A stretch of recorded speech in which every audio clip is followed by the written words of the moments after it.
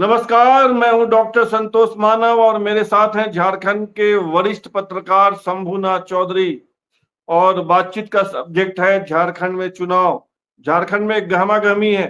शंभू जी, सुना है कि ढेर सारे नेता सैकड़ों में या दर्जनों में इधर से उधर होने वाले हैं।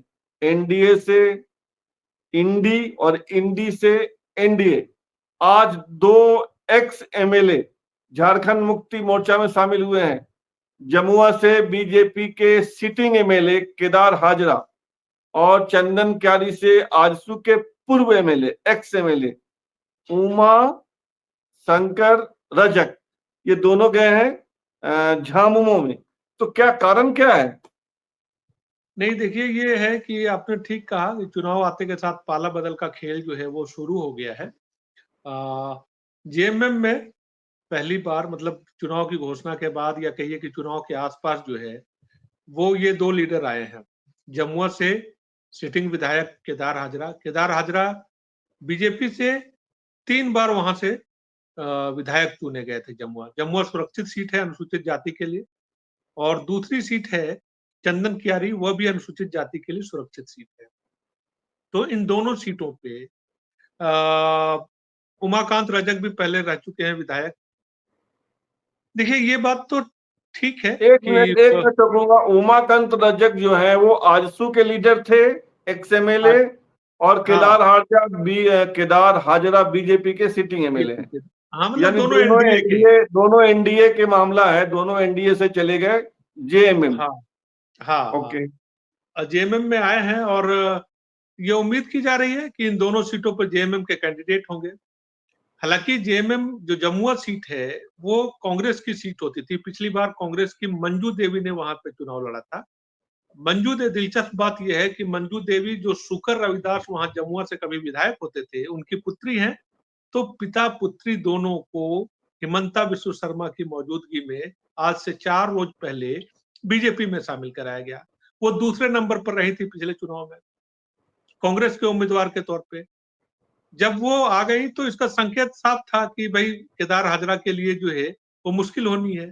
चुनाव के समय जब आप किसी दूसरे प्रतिद्वंदी को, जो निकटतम प्रतिद्वंदी रहा चुनाव में, उसको अगर ले आते हैं अपनी पार्टी में, और हिमंता विश्व शर्मा ने कहा कि हम लोग मंजू देवी को जो है वो कोई बड़ी जिम्मेदारी देंगे, संकेत साफ था। और ऐसे में केदार हाजरा जो 3 बार विधायक रहे हैं, तो उनके लिए नए घर की तलाश थी उनको। और इससे महफूज जगह तो कुछ हो नहीं सकती कि जेएमएम जो है वहां आ जाए। हेमंत सोरेन से मुलाकात हुई, बात बन गई। हेमंत सोरेन भी की रणनीति को आप समझिए।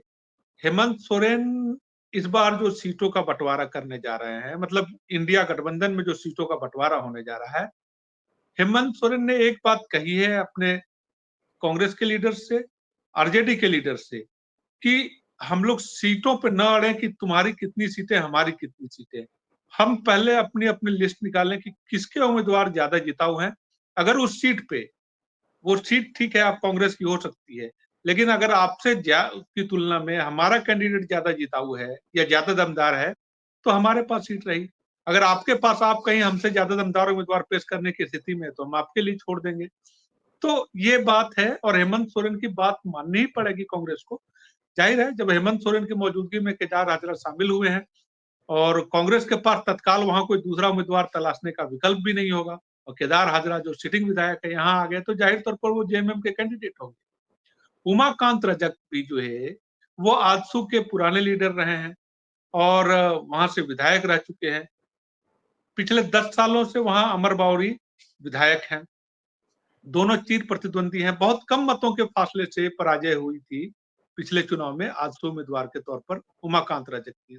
मैं समझता हूँ कि शायद 2 से 2,500 मत थे। तो भाई, जो आदमी 2,000 वोट से हारा है वो चुनाव मैदान में आएगा ही। आजसू ने वो सीट जो है बीजेपी को दे दी। अब बीजेपी, इस बार गठबंधन हो गया, तो बीजेपी पे भाई अमर बावरी है, तो इनके लिए सीट की गुंजाइश कहाँ बनती है।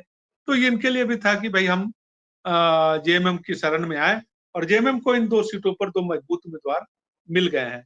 मतलब है कि मुकाबला जो है कांटे का होगा इन्हीं 2 सीटों में नहीं, बाकी तमाम सीटों पे उम्मीदवार जो है इस तरीके से चुने जा रहे हैं। सहमात की मतलब ये कहिए कि गोटियां इस तरीके से शतरंज की बिसात पे इस तरीके से खिलाड़ी बिठाए जा रहे हैं कि किसी के लिए मुकाबला बहुत आसान नहीं होगा। आ- एक एक सीट पर कैलकुलेशन चल रहा है। आपकी बात से समझ में आया कि एक लीडर बीजेपी का जो सिटिंग एमएलए है और एक लीडर जो आजसू का बड़ा नेता है, ये दोनों टिकट की आस में जेएमएम में गए हैं।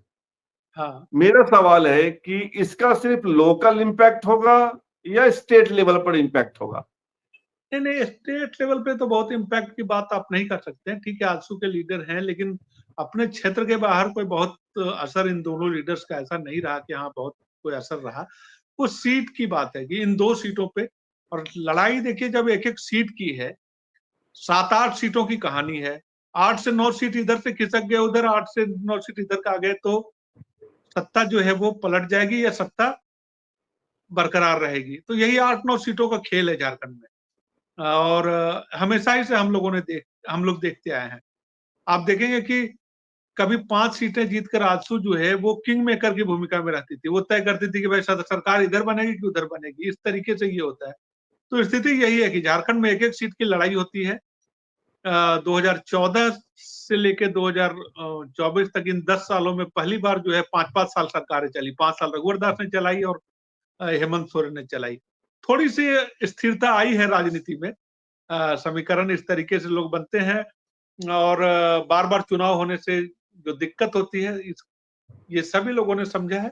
और अब देखिए तो ये राजनीति का दिलचस्प खेल है कि गिरिडीह जिले के जमुआ से जो केदार हाजरा 2019 में बीजेपी के कैंडिडेट थे, इस बार जेएमएम के कैंडिडेट हो जाएंगे। और जो बिल्कुल मंजू देवी कांग्रेस की कैंडिडेट थी, इस बार बीजेपी की कैंडिडेट हो जाएंगे। कैंडिडेट हो जाएंगे। चंदन क्यारी में जो उमाकांत रजक आजसू के कैंडिडेट थे, इस बार जेएमएम के कैंडिडेट हो जाएंगे। यही ना? मतलब बिल्कुल, राजनीति के खेल में कोई नियम नीति सिद्धांत नहीं है, जिधर कुछ से भी गोल नहीं हो है। सकते मार कुछ लो। भी नहीं है, कुछ भी नहीं है। आज हेमंत सोरेन उनको उन दोनों को कद्दावर नेता बता रहे हैं। अब इन्होंने बता रहे हैं कि हाँ, ये लगातार जो है पार्टी में बने रहे, इसके बाद भी पार्टी ने इनके साथ न्याय नहीं किया। तो दूसरी पार्टी के नेता उनका दर्द तो दूसरी पार्टी के लोगों को समझ में आता है कि भाई आपके साथ न्याय, वहां पे उनसे न्याय नहीं हो रहा है। आइए हम इंसाफ देंगे। चलिए, तो मतलब सारे लोगों ने इंसाफ। ये जो पार्टियों की नीति की बात होती है, पार्टियों के सिद्धांत की बात होती है, ये सब कहने की बात है। हाँ, मूल नहीं नहीं, बात है, अपनी मूल पार्टी बात में है जो मलाई, पीड़ित। सत्ता की मलाई, जहां मिल जाए वहां चले जाओ। हाँ, और अपनी पार्टी में जो पीड़ित हैं, जो लंबे समय से झंडा ढो रहे हैं, उसकी फिक्र नहीं है। दूसरी पार्टी में किसी को टिकट नहीं मिला तो भाई वहां उत्पीड़ित थे, और हमने इनको जो है मंच दिया। चंपई सोरेन वहां पे उनके साथ नाइंसाफी हो रही थी, हमने मंच दिया। लोबिन हेम्ब्रम के साथ नाइंसाफी हो रही थी, हमने मंच दिया। यहाँ पे हेमंत सोरेन कह रहे हैं कि उमाकांत रजक के साथ नाइंसाफी हुई, केदार हाजरा के साथ नाइंसाफी हुई, इसीलिए हम इनको इंसाफ। तो इंसाफ की लड़ाई जो है दूसरे पाले के लोगों के लिए, जो हमारी तरफ आ जाए वो पीड़ित था। तो ये खेल चल रहा है, यही हो रहा है। और झारखंड में ऐसे और कौन कौन लीडर हैं जिनको लेकर बात हो रही है कि वे इंडी से एनडीए और एनडीए से इंडी में जाएंगे? ऐसे और भी नाम होंगे? हाँ, नहीं, एक चर्चा उठी थी, जो बड़ा नाम था वो रविंद्र राय का, कि रविंद्र राय जो है वो जेएमएम में जा सकते हैं। हालांकि रविंद्र राय ने सिरे से खंडन किया उस खबर का, लेकिन रविंद्र राय के लिए अब तक किसी सीट पे चर्चा नहीं थी। जब ये खबर आई तो उसका असर ये हुआ है कि अब उनको गिरिडीह जिले में किसी सीट से उतारने की बात चल रही है। या तो गिरिडीह सीट से उतारा जाएगा उनको, या गांडे सीट से लड़ाया जाएगा। थोड़ा रविंद्र राय की इच्छा का भी सम्मान किया जाएगा कि कहां से वो लड़ना चाहते हैं। लेकिन ये बात तय है कि जिनका नाम इस बार टिकटार्थियों की फहरिस्त में नहीं था, मतलब या कम से कम अभी तक जो सूची आई थी भाजपा की बाहर आ चुकी है पहले, उसके हिसाब से रविंद्र राय को कहीं से टिकट मिलने की उम्मीद नहीं थी। लेकिन जब ये खबर फैली तो अब लग रहा है कि नहीं भाई, रविंद्र राय चले जाएंगे तो बड़ा डैमेज हो जाएगा।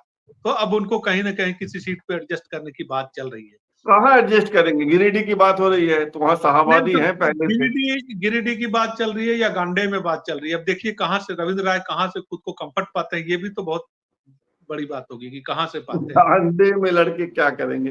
झारखंड हाँ, में गांडे में उनके लिए कोई स्कोप नहीं है। हाँ, अब गिरिडीह सीट कोडरमा से जो हो है सकता वो, है, कोडरमा हो गिरिडीह सकता सीट है, से, राजधनवार हो सकता है, हाँ, गिरिडीह सीट गिरिडीह हो से सकता निर्भय है। शाहाबादी, निर्भय शाहबादी का नाम जो है बीजेपी की ओर से भाजपा उम्मीदवार के तौर पर सबसे आगे है।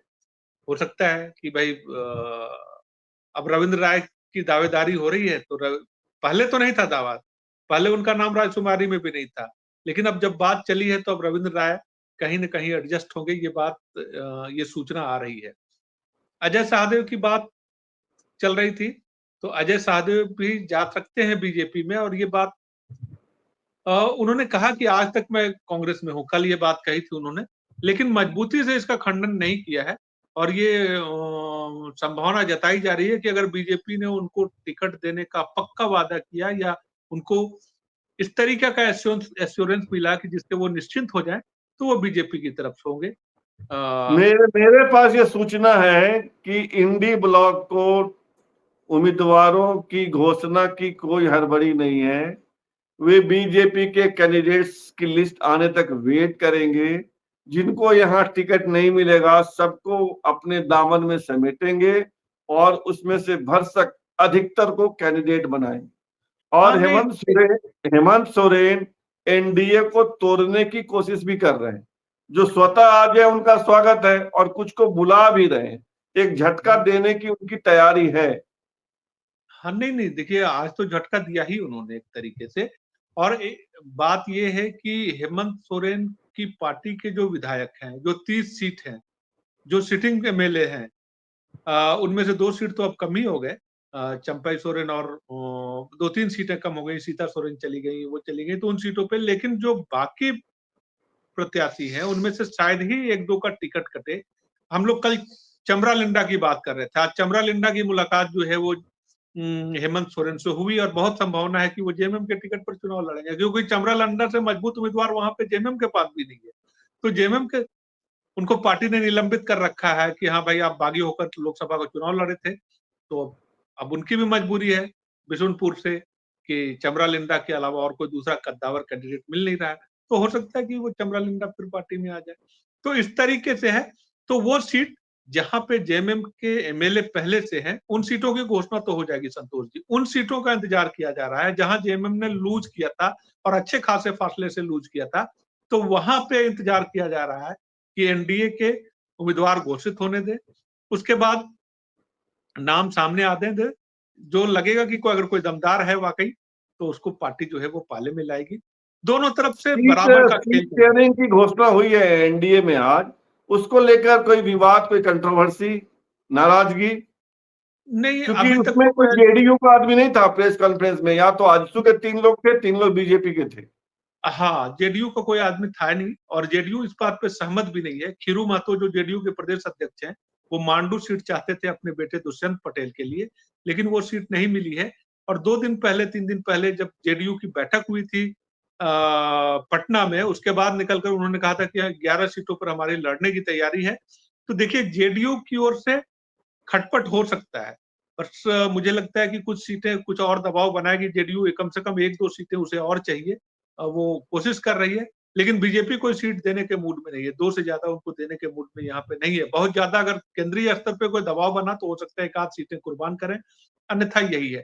एलजेपी को 1 सीट चतरा दिया है। चतरा में कहानी ये होने जा रही है कि चतरा में भाजपा के पूर्व विधायक होते थे जनार्दन पासवान, सुन रहे हैं कि एलजेपी के टिकट पर वो चुनाव लड़ेंगे। अभी भी भाजपा में है, और एलजेपी की टीम, एलजेपी जो है बड़का गांव में भी यही होने जा रहा है। बड़का गांव में आजसू के टिकट पर चुनाव लड़ते रहे, आजसू के लीडर हैं, उनके भाई सांसद हैं, चंद्र प्रकाश चौधरी के भाई रोशन लाल चौधरी, तो उनको बीजेपी में शामिल कराकर बीजेपी वहां पे अपना सिंबल देगी।